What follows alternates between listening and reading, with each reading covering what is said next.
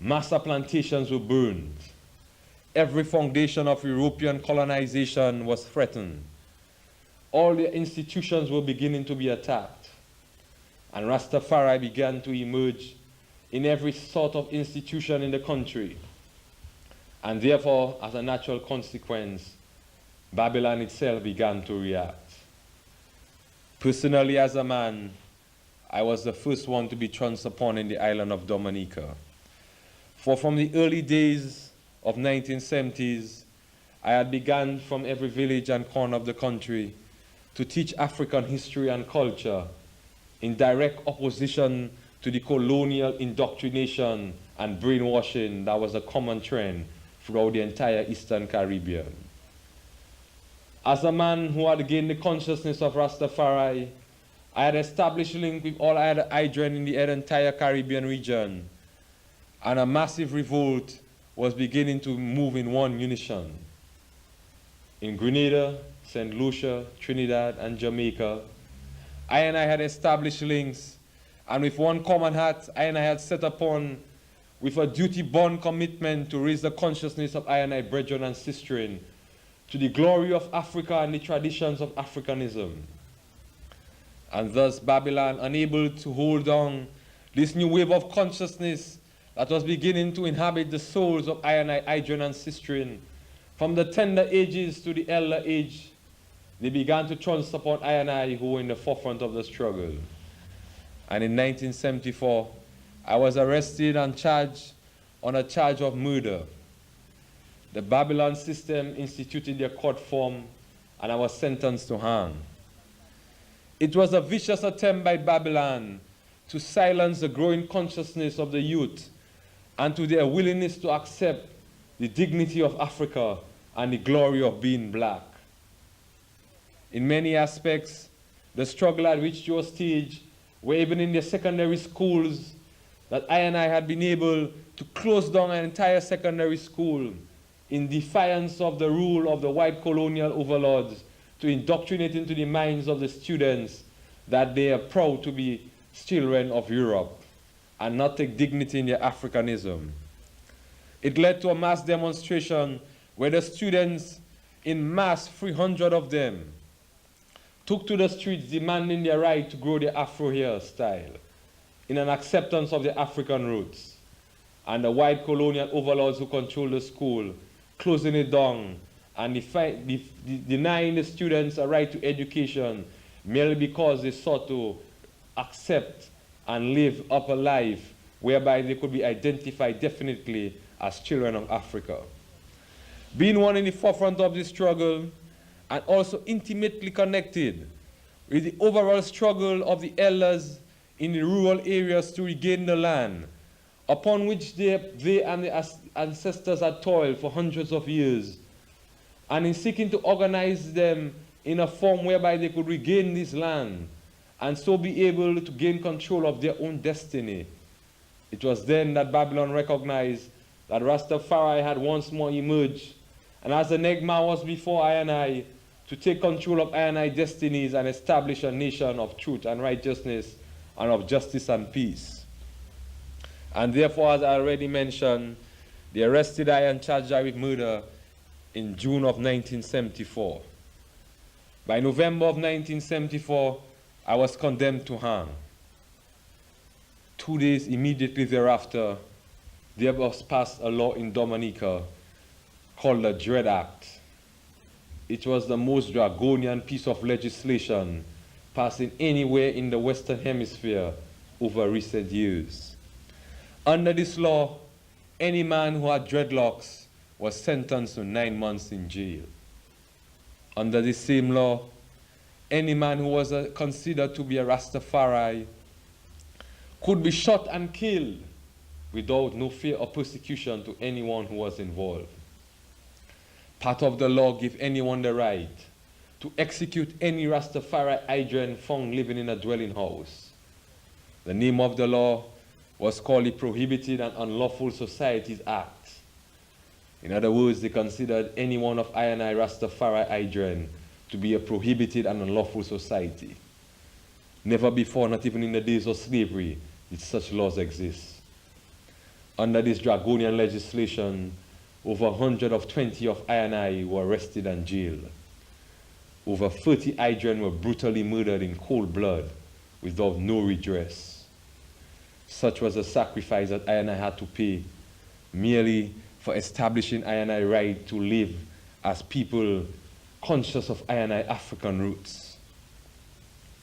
And from between the years of 1974 to 1979, there was a constant battle throughout the entire hills of Dominica. There was constant warfare between I&I Rastafari and the forces of Babylon. While I wasted away in the jail between 74 and 79, and whereas over 120 other Idren were arrested and jailed, other heroic brethren continued the struggle in the hills. 30 of I&I had to pay the supreme sacrifice.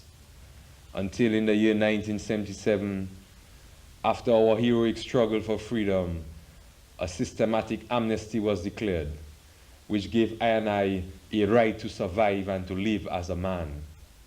That we were able to trod the streets without having fear of persecution. We had to pay a great sacrifice, but I&I were triumphant in the end. By 1979, the whole mass hysteria that had been created through these acts of viciousness and oppression resulted in the mass of the population identifying wholeheartedly with I&I struggle and arising in mass rebellion and overthrowing the tyrannical rule of one Patrick John, who was a puppet working in the interests of the colonial overlords. So treacherous was this man that he was, even in the island of Dominica, he was dealing with South Africa, seeking to establish a mercenary base in Dominica in order to transship oil onto South Africa. He's dealing with scrupulous mercenaries who were once involved all in the invasion of Angola have become public knowledge. And in 1979, the mass of the Dominican people arose in rebellion. And just during this period of time that I myself as a man, after 5.5 years in the dungeons, were able to break through the walls of Babylon and gain our freedom. His Majesty, sitting in the holy hills of Mount Zion and cognizant of all the evil of Babylon, came in his dreadful form and in the format of wind, thunder, and lightning. And what has been recorded as Hurricane David, he swept through the entire Caribbean region. He demolished the dungeons of Babylon in Dominica and put everything to the ground. And as a common result, I as Rastafari emerged triumphant, for with everything transgressed and underground, Babylon had no more foundation. And as Rastafari, I once emerged within the roots of I&I people and began to build up a foundation upon which I&I have begun to systematically be involved in every aspect of political, cultural, education, and economic affairs of our country. True, say by 1981, the CIA forces and the Babylonian system had set up a governmental agency called the Freedom Party, which is headed by one Eugenia Charles. She being the biggest landowner in the country and representative of the commercial sector. And they have reintroduced the Dread Act in the form of the Terrorist Act. Under the Terrorist Act, they have also instituted what has been known as a Death Squad. The Death Squad are made up of 75 to 100 monsters. Black men who have been trained by the CIA and British intelligence and whose only work is to run the hills to terrorize I&I. Between 1981 and 1985, they are systematically executed over 35 of I&I in cold-blooded murder. In many instances, even in the fronts of I&I homes, in the presence of I&I parents, have these monsters shot and killed and murdered Rastafari Idren without no redress. I can make particular instances of Ras Emmanuel in the village of St. Joseph, who was brutally murdered in front of his mother. There was the other case of 2 other Rastafari Idren in the village of Girodel, who, despite the pleadings of their parents, were mercilessly executed in cold-blooded murder. This instance in particular led to what has been known as the kidnapping of one Ted Honeychurch, a white colonial overlord, who was directly responsible for calling on the death squad to come and attack this foundation of Rastafari, which he considered to be too close to his foundation and his estate. The police, acting under the orders of this white overlord, just mercilessly opened fire and shot those two brothers in cold blood.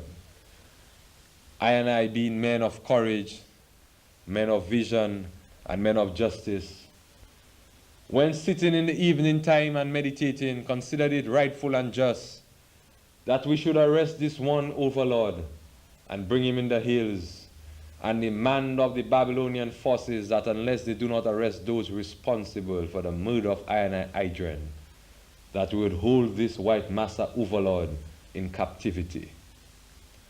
But I, being men of humble spirits, failed to recognize the evil intentions and merciless cruelty of this white overlord.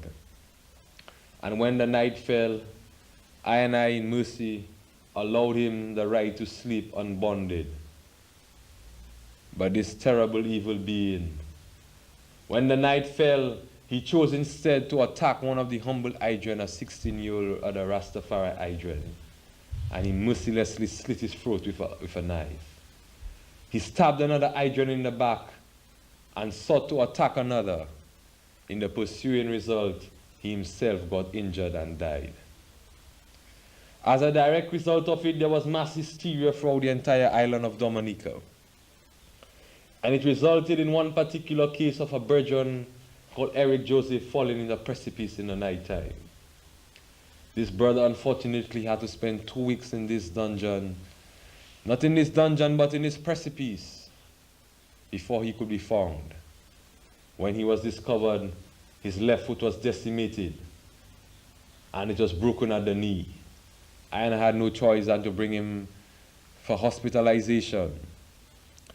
In this terrible condition, the brother was forced to sign a statement confessing to the murder, or rather the killing of this white man. And as a direct result of this incident, I am presently here in England, pursuing to bring the case of this Adrian to the Privy Council, for the system of Babylon in Dominica has sentenced him to hang. I view it as a whole travesty of justice, that this brother should have to endure so much pain and misery in the hills, and yet to have to stay since 1981 in the dungeons of Babylon. He was sentenced in 1983 to hang. We appealed the case to the Caribbean Court of Appeal in 1985, yet they upheld that same system of injustice. So therefore, I as Rastafari have now taken up the case upon I hands to seek to bring justice to the case of this brother and pursue the matter through the Privy Council. I shall not relent and not give up no matter the outcome of this case. But I determined to bring the case to the international forum, for we view it as a real travesty of justice, that two of Adrian could be shot in cold blood, that the same man responsible could murder another Adrian and stab another one, and yet the Babylon are still seeking the blood of another Adrian. We are therefore confident of the victory of right over evil. And we are determined that I shall win and I shall achieve victory. For justice has never yet, ever been trampled upon to raise up its head and to gain over the wrongful doings of Babylon. So these transgressions that are made known, that have occurred in the island of Dominica, is just a mere example of what is it Rastafari has really got to endure in merely upholding I lives. Many of us here in the West simply hear the reggae songs and believe that this is a mere joyride. But Rastafari is something that has evolved through blood, sweat, and tears. It has not been an easy path. Even in this very hour, I have to continue to be on the alert. We have transgressed and improved in many forms. Presently, throughout Jamaica and Dominica, St. Lucia and Trinidad, Rastafari has become the most dynamic cultural force in the Eastern Caribbean. It has swept through England, Britain, and Canada. It is a force that cannot be dampened.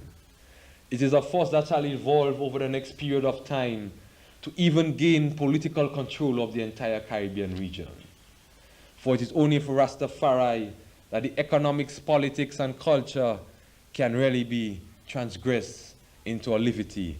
And it is the only salvation for the black people out here in the West. For I and I have the innate ability to bring about everything into one being. Already, I and I are determined to institute institutes of African learning throughout each island in the Caribbean. To open I and I own institutes and places of learning where I and I children can be taught African languages and African history unadulterated.